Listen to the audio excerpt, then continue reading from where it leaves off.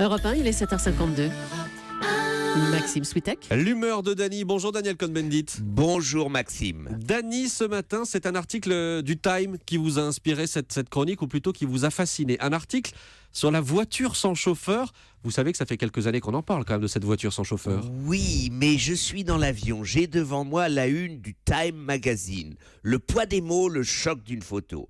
Alors, les mots, pas d'embouteillage, pas d'accident, pas de mort. Vous n'avez plus qu'une chose à faire. Abandonnez votre doigt à conduire.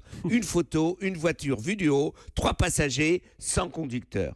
Et comment je commence à rêver, c'est extraordinaire. Vous êtes en voiture électrique, autonomie 1000 km, avec des stations-service pour le repos, car en 1 heure, vous rechargez tout ça. Et puis alors, vous lancez votre GPS et c'est parti. Et c'est parti, vous pouvez jouer aux échecs, vous pouvez discuter, vous pouvez travailler, etc. Dany. Je comprends votre fascination, mais vous avez vu que la Google Car qui est testée en Californie, elle vient d'avoir son premier accident. Ça peut aussi lui arriver.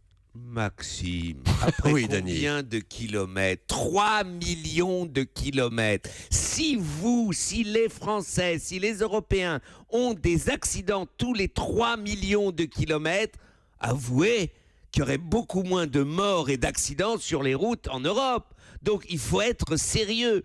Et puis voilà, c'est comme ça, moi j'aime rêver.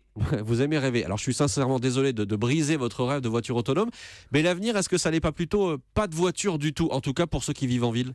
Je suis au garde à vous, Maxime, vous êtes écologiquement parfait. Merci. Oui, en ville, on n'a pas besoin, on peut faire du vélo, les transports publics. Mais vous êtes à la campagne, mais vous allez en vacances avec vos enfants. Il y aura quand même toujours des voitures. On roulera moins en voiture, mais on roulera plus. Et alors, on aura la voiture autonome. Moi, j'ai coulé une larme quand Armstrong, le 29 juillet 69, pour la première fois marché sur la Lune. C'était un rêve d'enfant. Eh bien, je coulerai une larme quand je partirai en voiture électrique, autonome, en vacances, avec mes petits-enfants. Et je dirai... Waouh, c'est pas mal. Dany pleure et Dany rêve ce matin. L'humeur de Daniel Cohn-Bendit. Merci Dany, à lundi.